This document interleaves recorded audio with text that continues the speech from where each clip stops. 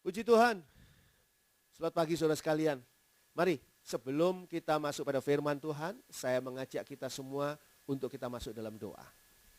Bapa di dalam surga, Bapa yang mengasihi kami mengucap syukur karena pagi hari ini kami boleh kembali bertemu dengan firman Tuhan. Dan kami percaya firman Tuhan pagi hari ini akan memberkati kami, akan menolong kami, akan memimpin kami, akan memberi kekuatan kepada kami. Dan firman Tuhan ini akan melakukan mujizat-mujizat yang tidak kami ketahui sebelumnya ada pada kehidupan kami. Terima kasih Bapa dalam surga, urapi kami masing-masing dengan urapan kuasa Roh-Mu yang kudus. Mereka semua yang saat ini melayani Tuhan di dalam video khotbah ini Tuhan, Engkau sendiri yang mengurapinya dengan urapan kuasa Roh Kudus. Dan urapi hamba-Mu Tuhan dengan kuasa Roh-Mu yang kudus dan pimpin kami supaya kami boleh benar-benar mendapatkan berkat Tuhan dari firman Tuhan ini. Tuhan berkati mereka yang saat ini sudah mendengarkan dan sedang mendengarkan dan menyaksikan video khotbah ini. Tuhan berkati dan buka hati mereka ya Bapa, agar mereka semua boleh benar-benar menerima berkat firman Tuhan ini sebagai benih yang luar biasa bertumbuh dalam kehidupan mereka. Terima kasih Bapa dalam surga, kami mengucap syukur di dalam nama Tuhan Yesus Kristus kami berdoa dan akan memulai menikmati firman Tuhan ini. Terpuji nama Allah. Haleluya. Amin. Pagi hari ini kita sama-sama mengucap syukur kepada Tuhan karena berkat dan kasih karunia-Nya. Kita masih boleh menikmati firman Tuhan melalui video khotbah ini. Dimanapun Anda berada, saya sampaikan salam yang hangat yang datangnya dari GPKDI Tabernakel Kasih. Kalau kita melihat kehidupan kita, hidup kita ini selalu harus memilih. Kita memilih apa yang akan kita makan. Kita memilih apa yang akan kita pakai. Kita bahkan memilih juga akan di mana kita akan bersekolah misalnya. Di mana kita akan kuliah. Kita akan memilih juga di mana kita akan tinggal. Kita memilih semua hal. Kita bahkan memilih pasangan hidup kita. Kita memilih juga hal-hal yang mungkin lebih jauh lagi, yaitu kita memilih apakah kita mau menolak dosa, tidak mau berbuat dosa, atau mau menikmati dosa. Kita memilih juga apakah kita mau mengikuti firman Tuhan, kita mau hidup dalam firman Tuhan, atau kita mau menolak, mengabaikan firman Tuhan. Semua itu adalah pilihan. Dan tentu saja semua pilihan itu menghasilkan konsekuensi yang tidak sama. Pilihan yang satu tidak sama dengan pilihan yang lain dalam konsekuensinya. Dan sesungguhnya pada saat kita memilih, sadar atau tidak sadar, kita itu sedang menghadapi ujian.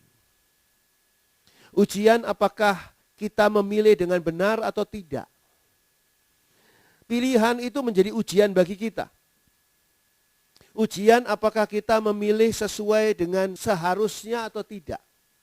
Saudara mungkin pernah berhadapan dengan ujian-ujian multiple choice. Satu pertanyaan dengan jawabannya, pilihlah jawaban antara A, B, C, D. Gitu. Lingkarilah jawaban yang benar. Saat itu saudara memilih kan? Memilih jawaban mana yang saudara anggap benar. A, B, C atau D. Dan pilihan itu adalah pilihan saudara. Tidak ada yang mempengaruhi saudara. Itu keputusan saudara. Tapi nanti konsekuensinya saudara yang tanggung juga. Kalau misalnya jawaban saudara benar, saudara yang lulus ujian. Tapi kalau saudara tidak benar dalam menjawab, tentu saja pada akhirnya saudara fail, gagal, tidak lulus dalam ujian. Sehingga ujian itu selalu berakhir dengan berhasil atau gagal. Ujian itu selalu ada akhirnya. Akhirnya itu adalah berhasil atau gagal. Itu namanya ujian. Setiap kali ujian kita selalu siap-siap. Nanti pengumuman hasilnya apakah Anda berhasil, lolos, berhasil naik kelas, berhasil lulus, atau saudara gagal, tidak naik kelas, harus ngulang, malah mungkin harus tidak bisa melanjutkan studi. Nah di dalam ujian, sesungguhnya kita juga bisa mengevaluasi, menilai ulang diri kita sendiri. Kalau saudara yang tadi malamnya sudah belajar, meskipun belajarnya ngebut semalaman gitu ya, semuanya diselesaikan pelajaran, hafalkan semalaman. Besoknya ujian, saudara akan bisa menjawab. Tapi saudara juga mengevaluasi diri saudara sendiri. Saya ini sayang ya, tadi malam kok baru belajarnya. Kenapa enggak dari dulu? Sehingga saya enggak bisa jawab soal ini. Saya lupa rumusnya. Saudara bisa mengevaluasi dan menilai ulang diri saudara sendiri. Termasuk ketika saudara mungkin bisa menjawab dengan baik.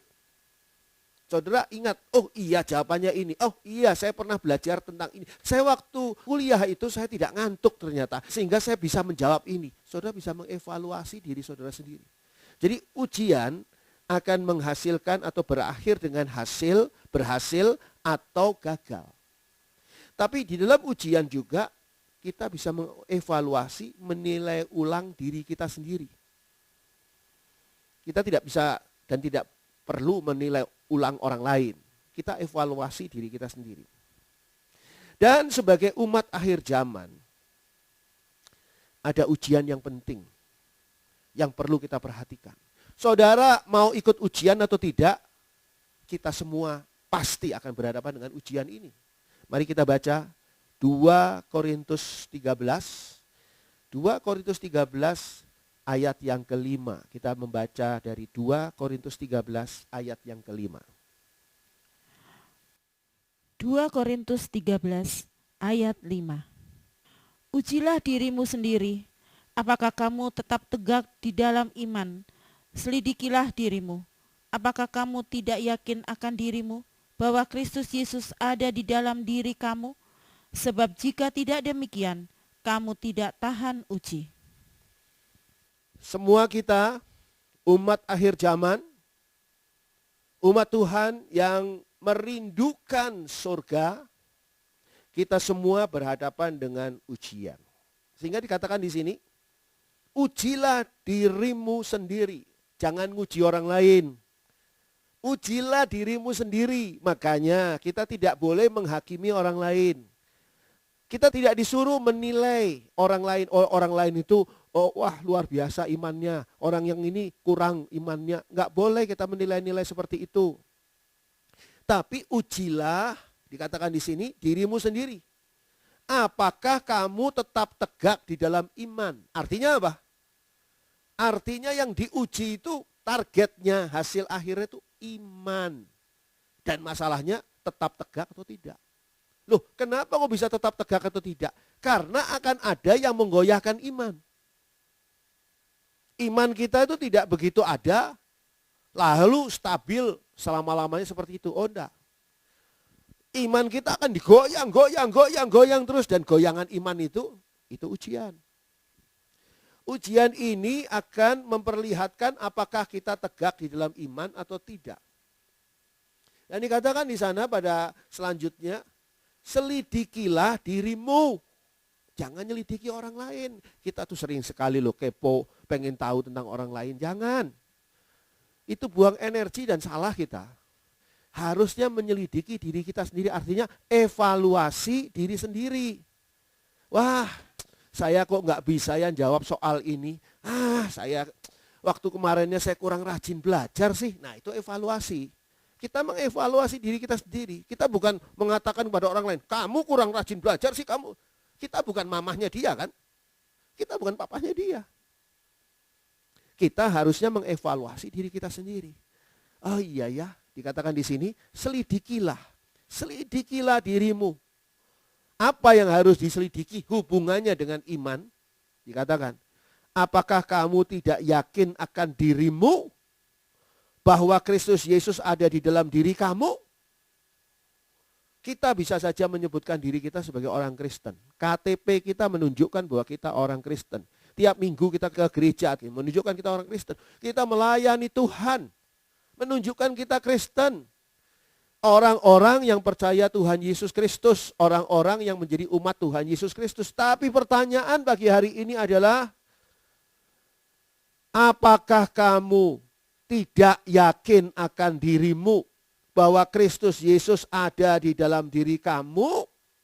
Itu yang harus kita tanyakan. Itu evaluasi dirinya. Saya yakin gak sih sama Yesus? Saya sungguh-sungguh percaya tidak sama Tuhan Yesus Kristus? Sebab ini penting bagi urusan iman kita. Dikatakan di sini, sebab jika tidak demikian, kamu tidak tahan uji. Kamu akan gagal dalam ujian iman. Kalau kamu yakin bahwa ada Kristus, dikatakan di sini, Kristus ada di dalam diri kamu. Bukan Kristus ada di tembok rumahmu berupa gambar Tuhan Yesus. Bukan itu nggak penting itu. Bukan Kristus yang ada di surga, bukan. Tapi Kristus ini ada tidak di dalam diri kamu. Kalau saudara dan saya yakin bahwa Kristus ada dalam diri kita, kita tidak akan mau melakukan dosa. Karena kita tahu dosa itu akan menyedihkan hati Tuhan Yesus yang ada di dalam diri kita. Kita tidak akan menyedihkan Dia yang sudah mati di atas kayu salib untuk menebus dosa kita. Yang sudah bangkit untuk memberikan kepada kita satu jaminan kehidupan yang baru di dalam Tuhan Yesus. Kita tidak akan membuat Tuhan Yesus menangis di dalam diri kita. Kita tidak mau melakukan dosa. Itu kalau kita yakin bahwa Yesus ada dalam diri kita. Kalau kita yakin bahwa Yesus itu ada dalam diri kita, maka kita tidak pernah khawatir, tidak pernah takut dengan apapun. Saya ingin mengingatkan kepada saudara. Kuasa kegelapan, ingat ya, kuasa kegelapan ini bukan iblis. Kuasa kegelapan bukan setan. Kuasa kegelapan adalah energi, adalah kuasa, adalah pengaruh yang luar biasa dari kerja iblis dan setan. Itu kuasa kegelapan. Iblis tidak pernah saudara temui kan? Setan jarang saudara jumpai. Kecuali kalau saudara mungkin pagi-pagi bercermin belum bermake up, nah itu mungkin saudara ketemu ya di cermin itu. Tapi yang setiap kali mengganggu kita adalah kuasa kegelapan. Dan kuasa kegelapan ini menekan kita, saya ingin ingatkan sekali lagi, menekan kita dalam satu hal yang utama sekali, apa itu? Ketakutan. Ketakutan. Sejak Adam dan Hawa jatuh dalam dosa, apa yang terjadi dalam hidup mereka yang tidak pernah terjadi sebelumnya adalah ketakutan. Bahkan ketika mereka mendengar langkah Allah di Taman Eden, mereka ketakutan. Langkah Allah bukan jadi berkat tapi jadi ketakutan. Kalau dulu didatangi oleh Allah, puji Tuhan, saya dihampiri oleh Allah, saya menerima berkat. Sekarang Allah mau datang, aduh jangan. Sebab apa? Ada dosa, ada kesalahan. Tapi kalau saudara memiliki Kristus di dalam hati saudara, semua ketakutan itu akan dihilangkan. Saudara tidak akan takut dengan apapun. Kenapa? Karena ada Kristus dalam diri saudara. Jadi Kristus di dalam diri kita itu membuat kita itu berbeda. Hal lain lagi, kalau Kristus ada dalam diri kita, dikatakan oleh firman Tuhan tadi, kita akan mampu berdiri tegak, berdiri teguh dalam iman kita. Iman kita akan tahan uji. Dikatakan di sini, selidikilah dirimu, apakah kamu tidak yakin akan dirimu bahwa Kristus Yesus ada di dalam diri kamu? Sebab jika tidak demikian, kamu tidak tahan uji. Bagaimana kita bisa tahan uji? Kalau ada Kristus di dalam diri kita. Saudara dan saya diuji itu bukan karena kita kuat loh. Saudara dan saya diuji bukan karena kita mampu. Tapi karena ada Kristus di dalam diri kita. Orang yang tidak ada Kristus di dalam dirinya, jatuh ujian imannya. Pasti jatuh. Tidak semua orang, tidak semua anak diuji oleh sekolahan. Sini kamu, sini ujian. Kamu sini ujian. Enggak. Mereka harus punya ilmu dulu di dalam dirinya. Ilmu apa?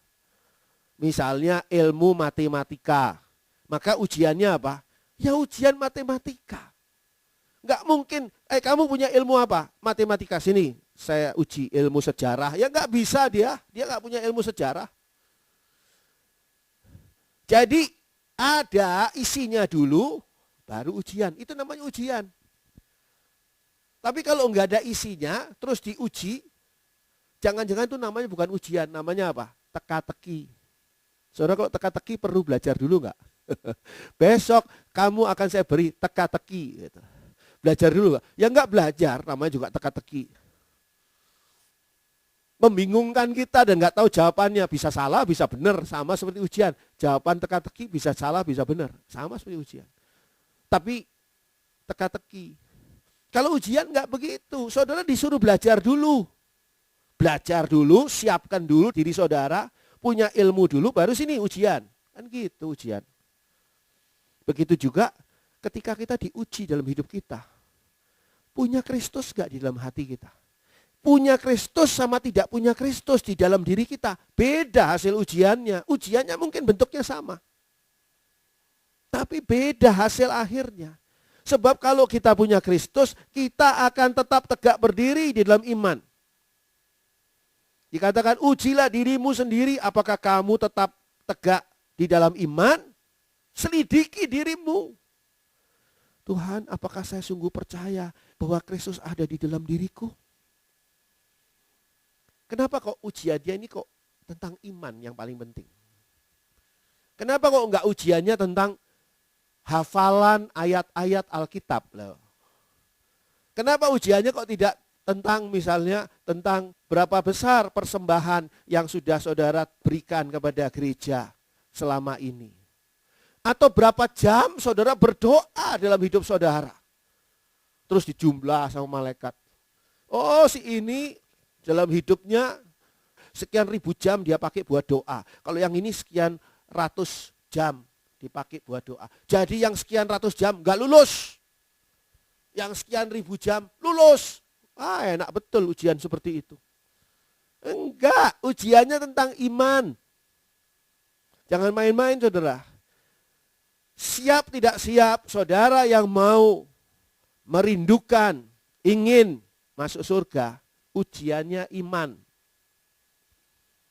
Apakah saudara tetap tegak di dalam iman atau tidak? Dikatakan tadi di sini, apakah kamu tetap tegak di dalam iman? Selidiki dirimu. Memang iman gak kelihatan ya. Kalau umur kelihatan. Ya, rambut Mbah Putih ini ya pasti umurnya sudah. Saya nggak mungkin dong ngomong saya umur 17 tahun, rambutnya putih.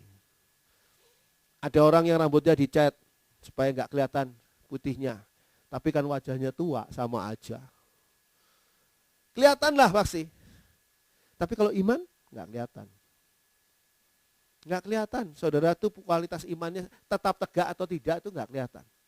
Tapi kenapa kok iman sih? Di akhir zaman ini kenapa ujiannya kok iman? Apa sebabnya? Lukas 18. Lukas 18 ayat 8 bagian akhir. Lukas 18 ayat 8 bagian akhir saja. Tapi mulai situ ya. Lukas 18 ayat 8. Akan tetapi jika anak manusia itu datang, adakah ia mendapati iman di bumi? Tuhan Yesus, anak manusianya adalah Tuhan Yesus. Tuhan Yesus pasti datang ke dalam dunia. Anak manusia ini adalah Tuhan Yesus. Jika anak manusia, jika Tuhan Yesus datang, adakah ia mendapati iman di bumi? Jadi yang dicari pertama kali oleh Tuhan Yesus itu apa? Iman. Bukan kesalehan. Bukan kebaikan. Sebab kalau saudara beriman bahwa ada Yesus hidup dalam diri saudara, saudara pasti saleh. Saudara pasti baik. Saya itu ngelihat ada makanan kayak keripik, kayak apa gitu ya.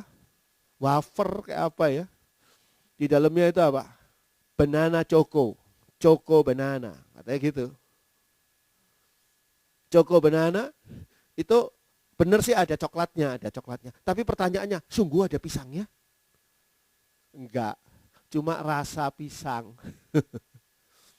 Saudara beli minuman, apalah ice mango slush, mango, emangnya dalamnya ada mangganya?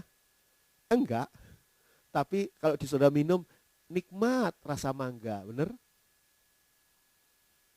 Orang melihat kita, benar enggak sih? Kita ini adalah Tuhan Yesus Kristus? Bukan, saya masih Andri. Bukan Tuhan Yesus Kristus. Tapi rasa Kristus. Nah ini loh. Saya Andri, tapi rasa Kristus. Bukan Kristus, rasa Andri. Bukan.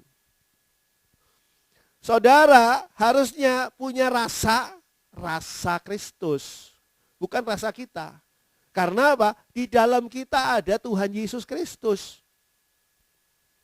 Jadi Tuhan Yesus itu harus nyata dalam kehidupan kita. Sehingga kalau di dalamnya itu ada Kristus di dalamnya, maka saudara pasti akan mempunyai kualitas iman yang kokoh, yang baik. Karena apa? Karena Kristuslah yang menjadi sumber motornya, energinya, kekuatannya. Kuasa setan iblis, kuasa gelap, apakah berhenti mengganggu kita? Oh, pasti terus, rajin malah. Tapi nggak usah takut, kan ada Kristus di dalam diri kita. Kristus itu yang akan memimpin pikiran kita. Kristus yang akan memimpin emosi kita, perasaan kita. Kristus yang akan menolong kita di dalam mengambil keputusan supaya kita tidak salah di dalam mengambil keputusan. Kristuslah yang akan melakukan segala macam yang tidak bisa kita lakukan dalam hidup kita. Dan inilah yang dicari oleh Tuhan Yesus. Sekali lagi, dikatakan di sana pada Lukas 18 ayat 8 bagian akhir. Akan tetapi jika anak manusia itu datang, adakah ia mendapati iman di bumi? Jangan-jangan ketika Tuhan Yesus datang ke bumi, banyak orang Kristen. Tapi ketika dilihat hatinya, gak ada imannya semua, parah.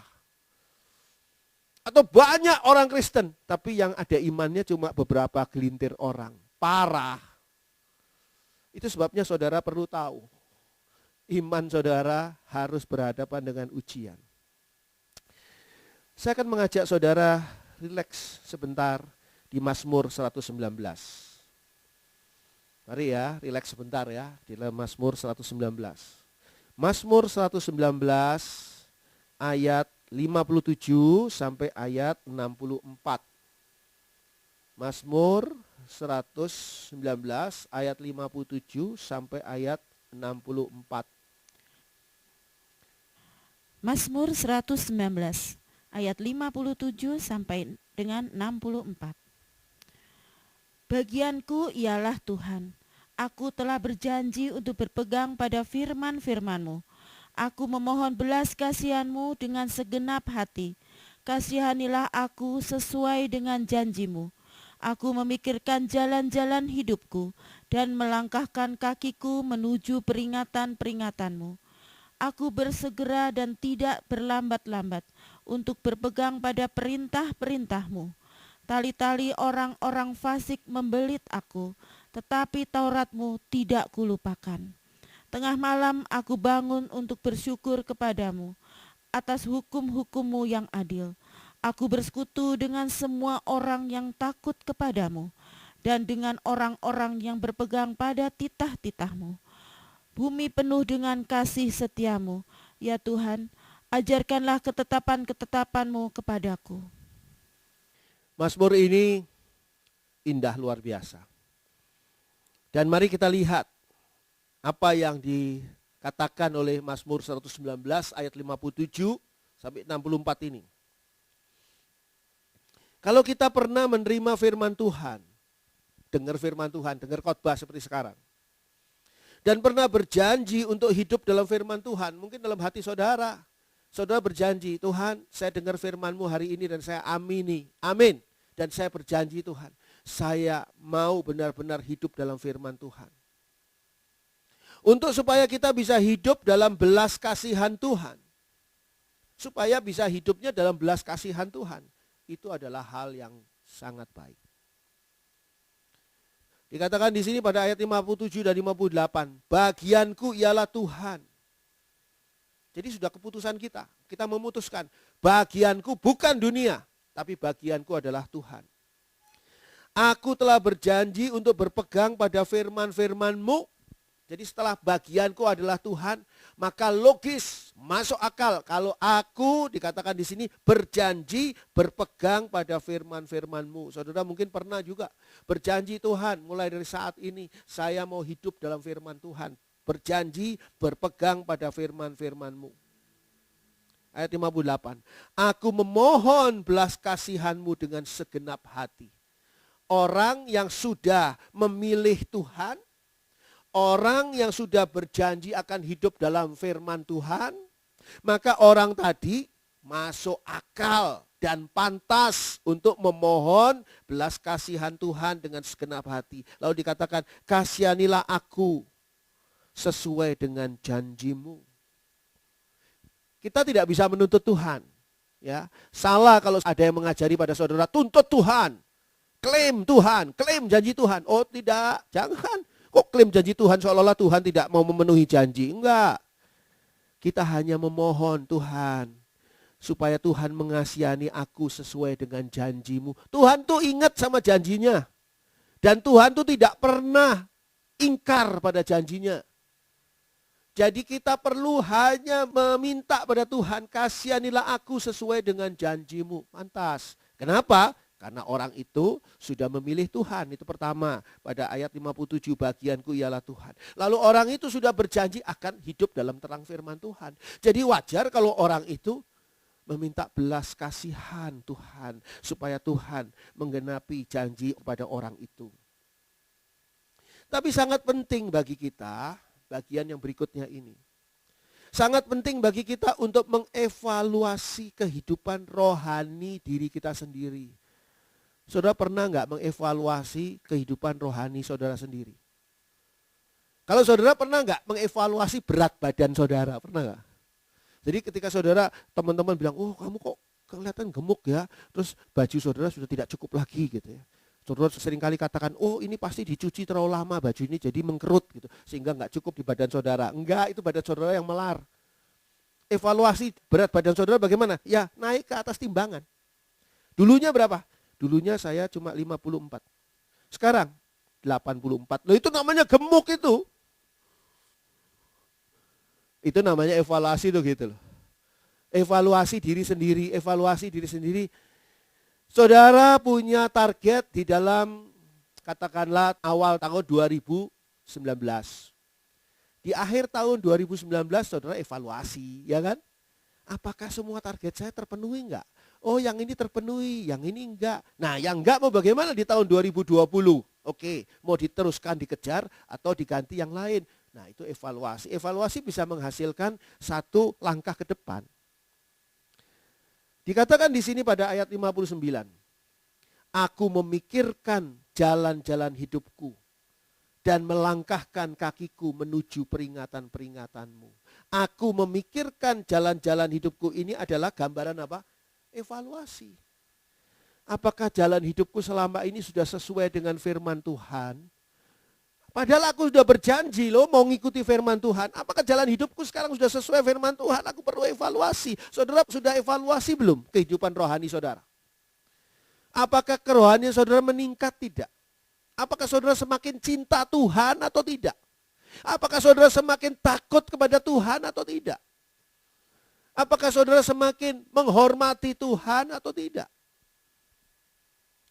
Jangan saudara berpikir bahwa saudara punya hak macam-macam dengan Tuhan sehingga saudara menuntut Tuhan.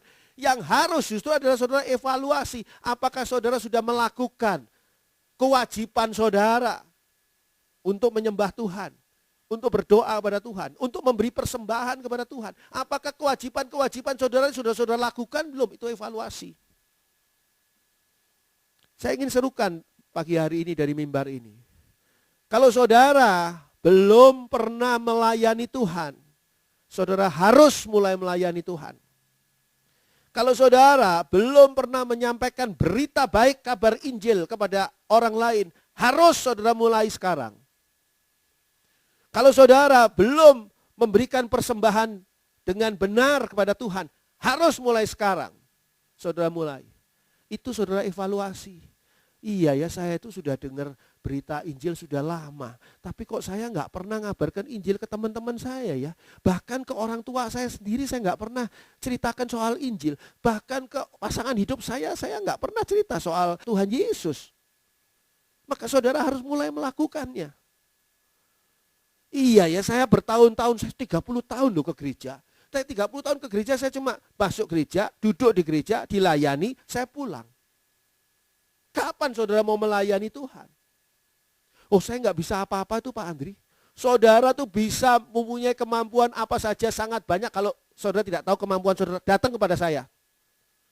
Nanti saya tunjukkan pada saudara kemampuan saudara. Tapi setelah ditunjukkan harus mau ya melayani Tuhan.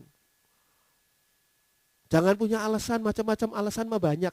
Melayani Tuhan tuh masalah pilihan. Melayani atau tidak. Itu pilihan, hidup ini pilihan. Saudara sudah sekian lama bergereja, berjemaat di gereja. Saudara sudah ngasih persembahan. Sudah Pak Andri, tiap kali kolektor lewat selalu saya kasih. Kasih uang yang paling kecil di dompet saya. Parah saudara.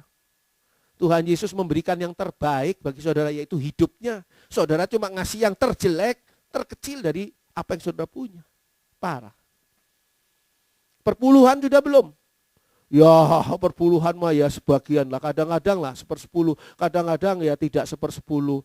Kebanyakan Pak Andri kalau ngasih 1/10, nanti sayanya gimana? Lah saudara hidupnya mau ngikuti firman Tuhan atau cuma mau hitung-hitungan pakai diri saudara sendiri? Ikuti firman Tuhan.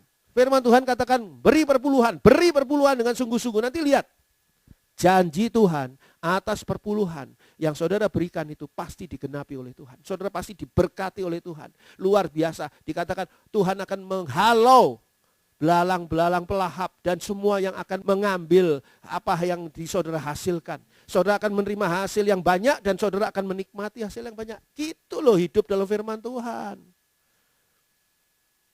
Ya memang ini virus corona ini bikin kita jadi ibadahnya enggak di gedung gereja ya. Ibadahnya lewat YouTube begini ya. Ada baiknya sih lewat YouTube juga. Saudara bisa dengarkannya kapan saja. Dan saudara bisa ulangi. Tadi Pak Andri ngomong apa ya? Kecepatan ngomongnya. Tinggal diberhentikan, diulangi ya kan. Tapi bisa juga karena saudara kesel, jengkelin Pak Andri ini. Matiin aja, cret ya, matiin. Itu pilihan. Saudara mau matiin boleh. Akibatnya kerugian di saudara sendiri. Coba kalau saudara nggak percaya, matiin sekarang. Nyalain lagi, saya tetap lagi ngomong, saya tetap lagi khotbah. Saudara matiin juga saya tetap lagi khotbah. Khotbah buat siapa? Buat orang lain yang dengarkan firman Tuhan ini melalui YouTube ini. Kalau saudara jengkel, tersinggung, itu bukti bahwa saudara memang salah. Kalau salah jangan marah ke saya, marah ke diri sendiri. Ya dikatakan di sini, balik lagi ke sini. Kita kembali ke Alkitab. Dikatakan di sini, aku memikirkan jalan-jalan hidupku dan melangkahkan kakiku menuju peringatan-peringatanmu. Kita evaluasi diri kita. Ada bagian yang gak sesuai firman Tuhan? Oh ada. Nah bagian itu mulai sekarang aku akan sesuaikan dengan firman Tuhan. Itu dong. Evaluasi itu terus untuk memperbaiki kan. Evaluasi menilai ulang diri sendiri tentang kehidupan beriman kita kepada Tuhan. Itu akan membuat kita sadar bahwa kita butuh firman Tuhan. Dikatakan pada ayat 60. Aku bersegera dan tidak berlambat-lambat untuk berpegang pada perintah-perintahmu. Kenapa? Karena sudah evaluasi di ayat 59. Aku memikirkan jalan-jalan hidupku. Maka ayat 60. Aku bersegera dan tidak berlambat-lambat untuk berpegang pada perintah-perintahmu. Jadi jangan nunda, ya deh nanti bulan depan deh saya akan jalani firman Tuhan. Iya deh bulan depan saya melayani Tuhan. Iya deh bulan depan saya akan mengabarkan Injil. Iya deh bulan depan saya akan memberi persembahan pada Tuhan. Jangan ditunda-tunda, harus bersegera. Sebab apa? Belum tentu bulan depan saudara masih hidup. Saya tidak mengutuki loh ya. Saya mengharapkan saudara panjang umur. Biar bisa ulang tahun lagi dan saya diajak pesta ulang tahunnya. Tapi kan kita tidak tahu. Saudara berencana bulan depan saya mau ngikuti firman Tuhan. Iya kalau ada. Makanya di sini Mazmur katakan, aku bersegera dan tidak berlambat-lambat untuk berpegang pada perintah-perintahmu. Begitu kita sadar, segera kita pegang firman Tuhan. Tuhan ampuni saya Tuhan, selama ini saya tidak melakukan firman-Mu. Sekarang Tuhan, saya mau melakukannya. Mulai sekarang dan seterusnya Tuhan. Gitu harusnya. Evaluasi, menilai ulang diri sendiri tentang kehidupan beriman kepada Tuhan. Itu membuat pengaruh-pengaruh kuat dari kefasikan tidak akan menguasai saudara. Ayat 61.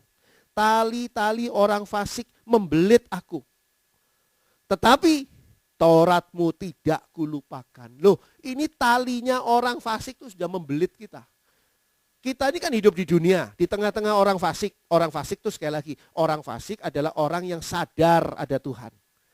Tapi tidak peduli pada Tuhan, itu orang fasik. Kalau orang kafir, orang yang tidak tahu Tuhan, itu orang kafir. Kalau orang fasik adalah orang yang sadar ada Tuhan, tapi tidak peduli pada Tuhan. Dan kita hidup di tengah-tengah dunia yang seperti itu. Isinya orang fasik. Lalu pengaruh orang fasik tadi, omongan orang fasik, nasihat orang fasik, dorongan orang fasik. Itu seperti tali-tali orang fasik yang membelenggu hidup kita. Belum lagi kalau saudara punya atasan yang fasik dan melakukan kefasikan. Wah, hari Minggu tidak boleh ke gereja. Hari Minggu tetap kerja. Mau ke gereja nggak boleh. Dia padahal tahu ada Tuhan.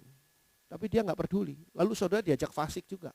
Tapi kalau saudara menjalani apa yang dikatakan pada ayat 61, tetapi Tauratmu tidak kulupakan. Pedoman hidup saudara adalah firman Tuhan. Bukan tali-tali orang fasik. Sehingga tali orang fasik tidak akan mencelakai saudara. Boleh membelit, tapi tidak akan bisa menguasai saudara. Evaluasi, menilai ulang diri sendiri tentang kehidupan beriman kepada Tuhan juga akan membuat hati kita meluap dengan ucapan syukur. Kalau kita evaluasi diri kita tentang kehidupan beriman kita kepada Tuhan, nanti hati kita penuh dengan ucapan syukur. Dikatakan pada ayat 62. Tengah malam aku bangun. Untuk apa? Untuk bersyukur kepadamu atas hukum-hukummu yang adil. Tengah malam aku bangun, ini gambaran apa? Gambaran orang lagi enak tidur. Lagi enak-enak tidur, tiba-tiba bangun karena apa? Karena meluap dengan ucapan syukur. Tuhan terima kasih, Engkau sungguh baik, Engkau sungguh benar. Terima kasih Tuhan. Nah gitu.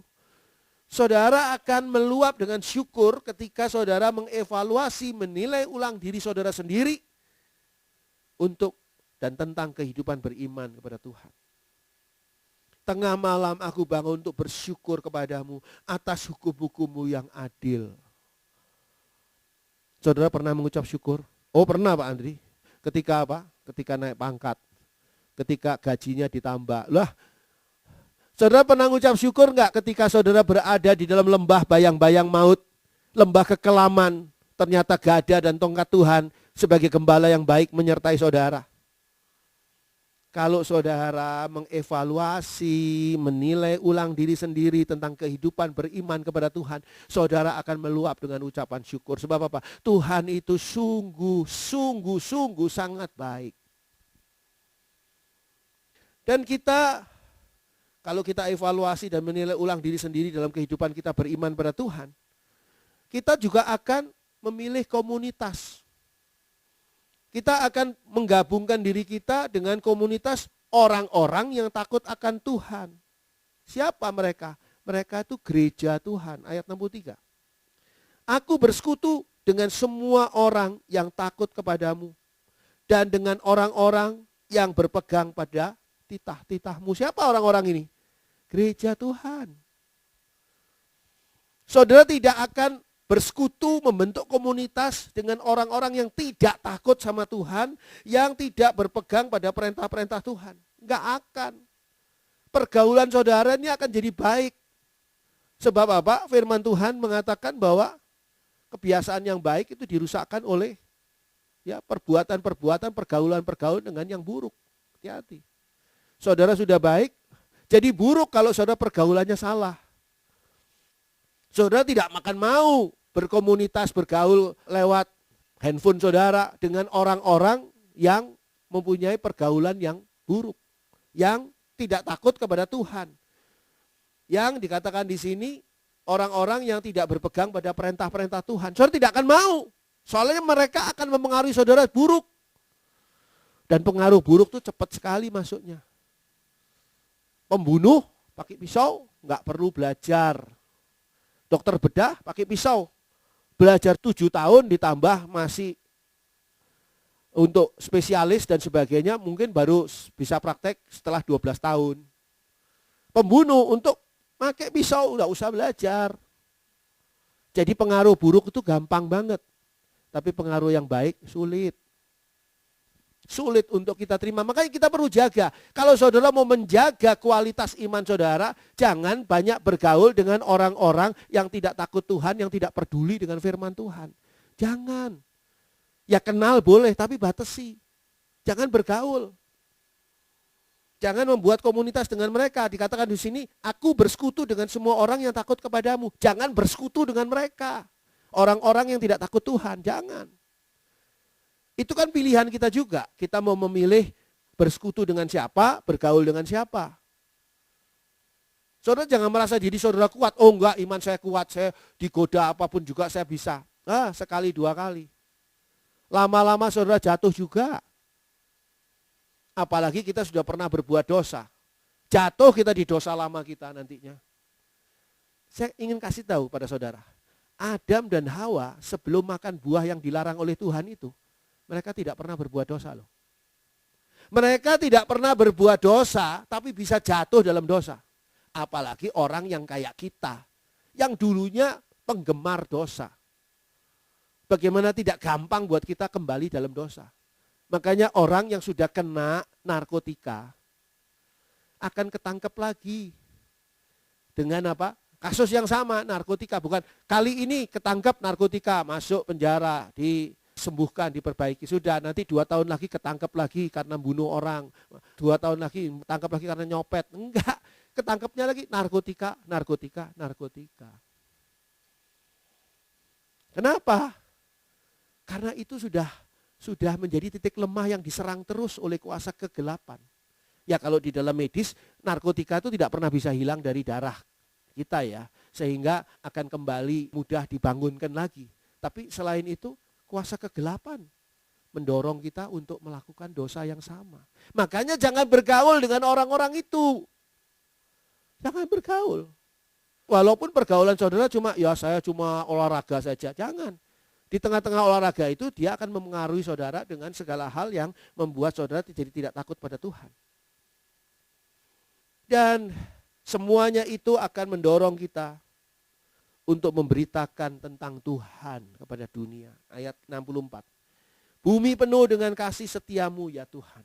Bagaimana bumi penuh dengan kasih setiamu? Karena Tuhan melakukan kasih setia, kasih setia, kasih setia, kasih setia kepada saudara-saudara, pada saya, pada semua orang. Dan kita memuliakan Tuhan, kita menyaksikan kasih setia Tuhan. Maka bumi penuh dengan kasih setiamu. Ajarkanlah ketetapan-ketetapanmu kepadaku.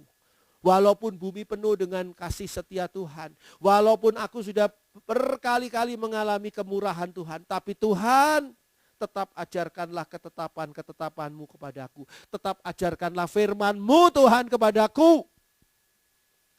Sebab itu yang penting. Firman telah menjadi manusia, yaitu Yesus Kristus. Dan kalau Yesus tinggal di dalam diri saudara, saudara adalah orang yang paling kuat di dunia. Orang yang paling luar biasa di dunia. Bagaimana Kristus hidup dalam diri saudara? Firman. Tuhan Yesus kan firman yang menjadi manusia. Firman itu tinggal di dalam diri saudara. Firman itu hidup di dalam diri saudara. Firman itu bukan firman yang berupa Alkitab, buku Alkitab yang tertutup dan saudara simpan di dalam laci saudara. Ini harus menjadi firman yang hidup dalam diri saudara. Berbeda antara orang yang hidup dalam firman Tuhan dengan yang tidak hidup dalam firman Tuhan. Mari kita buka Lukas 6. Lukas 6 ayat 46 sampai dengan 49. Lukas 6 ayat 46 sampai dengan 49. Mengapa kamu berseru kepadaku, Tuhan, Tuhan, padahal kamu tidak melakukan apa yang aku katakan? Setiap orang yang datang kepadaku dan mendengarkan perkataanku serta melakukannya, aku akan menyatakan kepadamu dengan siapa ia dapat disamakan. Ia sama dengan seorang yang mendirikan rumah. Orang itu menggali dalam-dalam dan meletakkan dasarnya di atas batu. Ketika datang air bah dan banjir melanda rumah itu tidak dapat digoyahkan, karena rumah itu kokoh dibangun.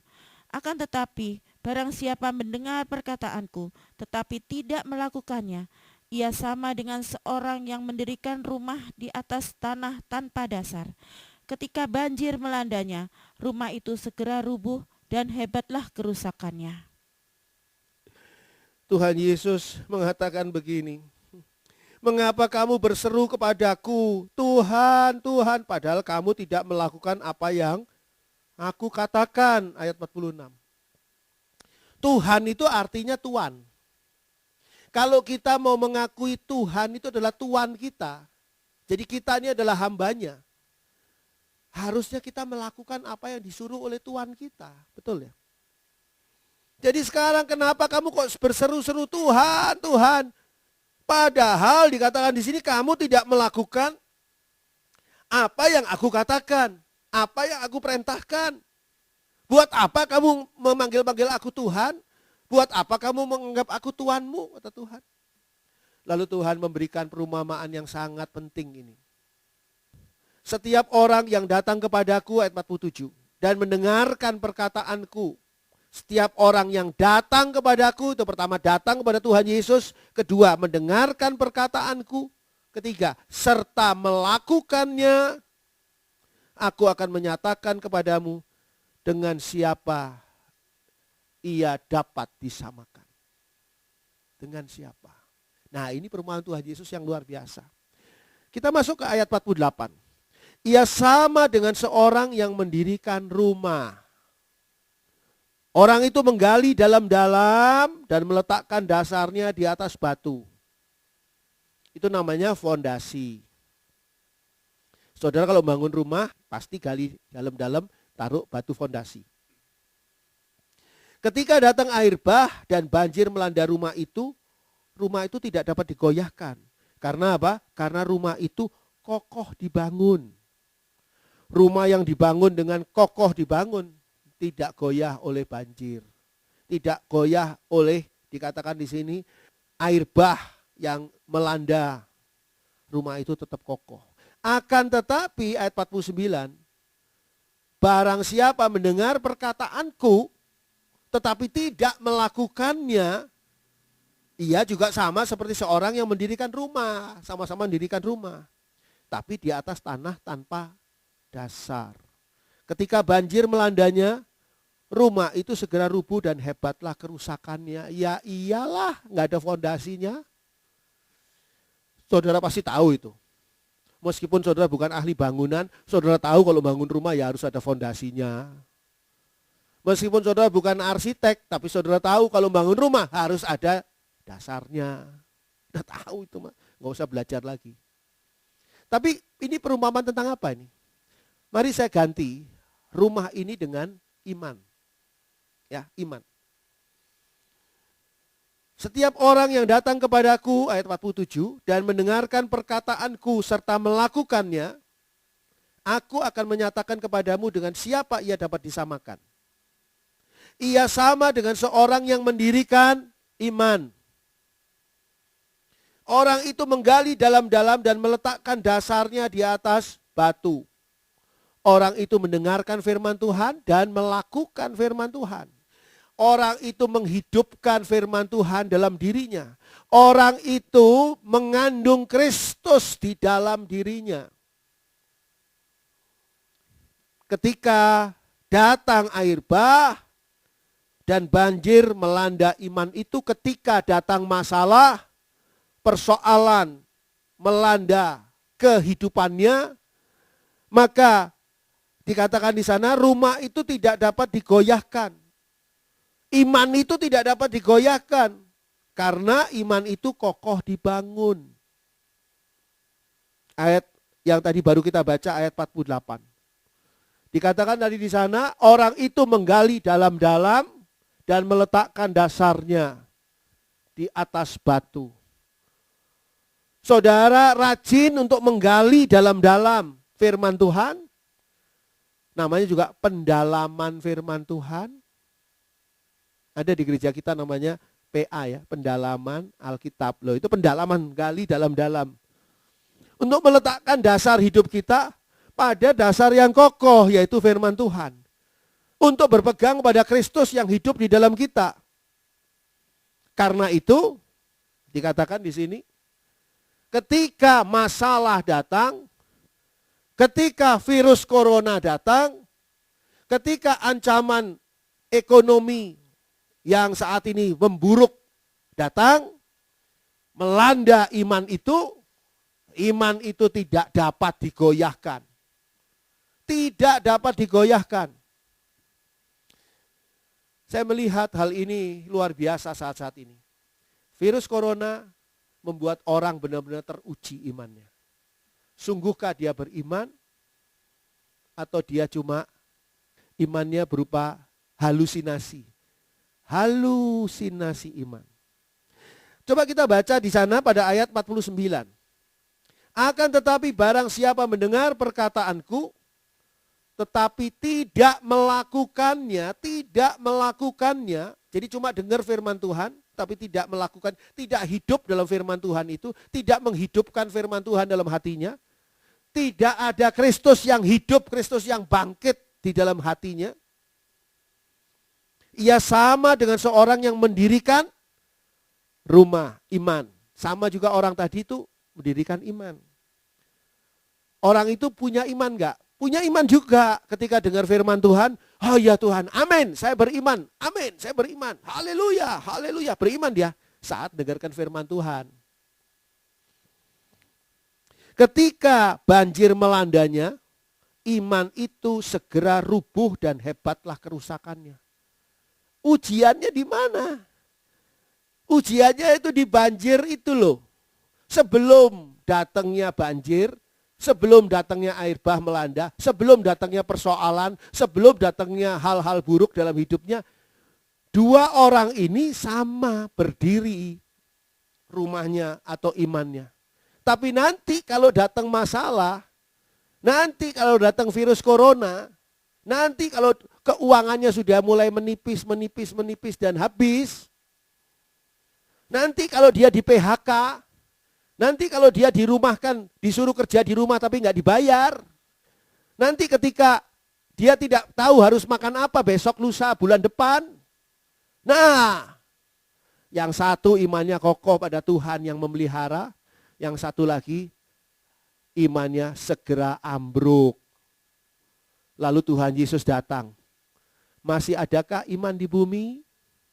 Siapa kira-kira yang akan dibawa oleh Tuhan Yesus karena masih punya iman? Tentunya yang imannya masih berdiri tegak. Tentunya yang imannya masih berdiri teguh. Bukan iman yang roboh. Kalau iman yang roboh, dilihat sama Tuhan Yesus. Mana imannya? Kok nggak ada ya imannya? Penting sekali.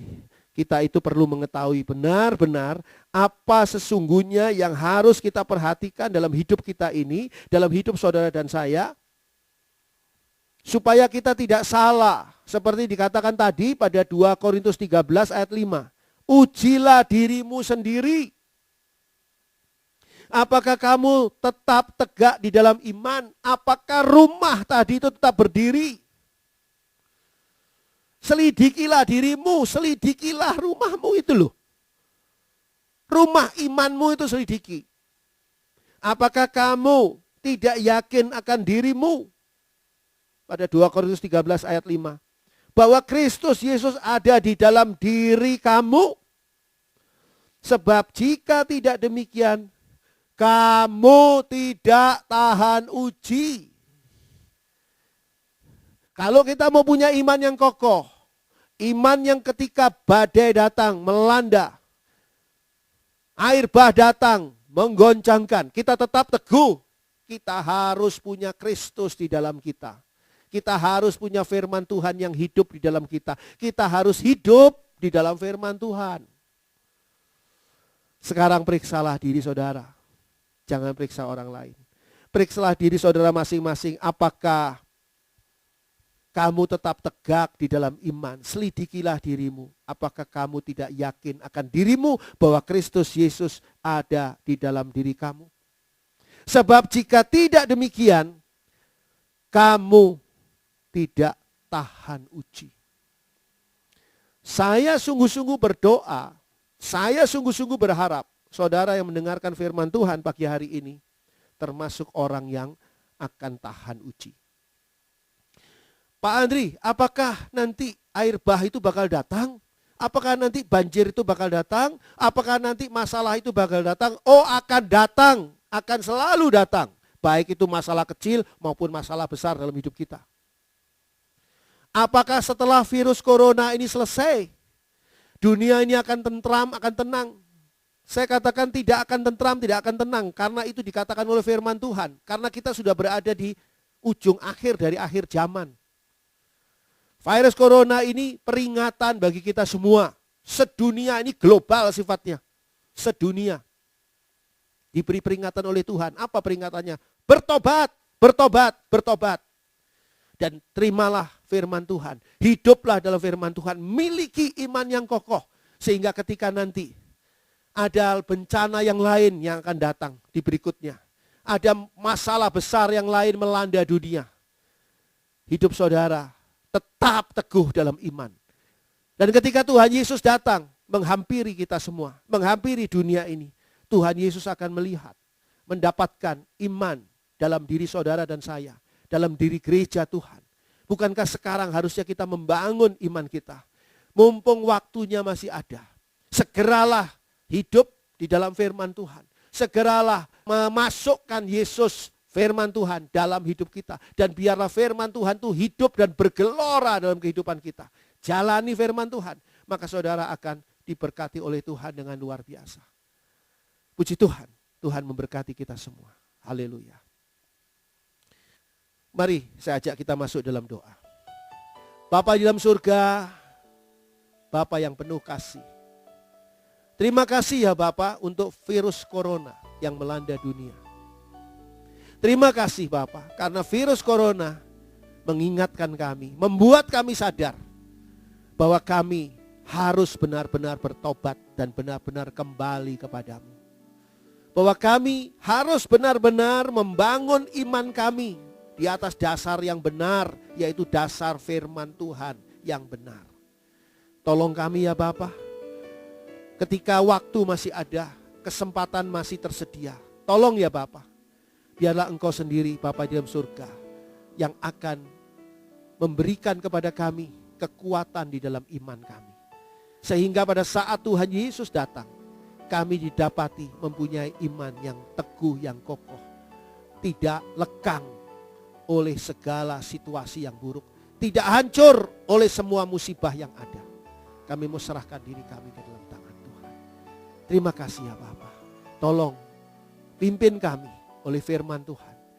Biarlah belas kasihan-Mu Tuhan menjadi tempat kehidupan kami. Terima kasih Bapa. Bapa dalam surga, hamba-Mu saat ini mau berdoa bagi setiap pendengar firman Tuhan ini. Mereka yang sudah memberikan persembahan-persembahan. Mereka yang sudah memberikan persembahan khusus. Mereka yang sudah memberikan persembahan persepuluhan. Tuhan, Engkau yang mengetahuinya. Mari Bapa, Engkau terima semua persembahan itu. Engkau sucikan, baik persembahan kolekte maupun persembahan khusus, maupun persembahan persepuluhan. Semuanya Tuhan terima, sucikan dan kuduskan. Dan biarlah Tuhan, Engkau berkati mereka yang sudah memberi persembahan. Dengan berkat Tuhan, berlipat kali ganda, lebih besar dari apa yang mereka korbankan untuk Tuhan. Bapa dalam surga, berkati mereka. Tuhan yang mengetahui siapa saja mereka, Tuhan berkati mereka. Dan saat ini Bapa dalam surga, kami tetap berdoa bagi bangsa kami Indonesia, bagi kota kami kota Bandung. Tuhan tolong agar virus corona ini bisa cepat selesai dan kami bisa cepat hidup normal kembali.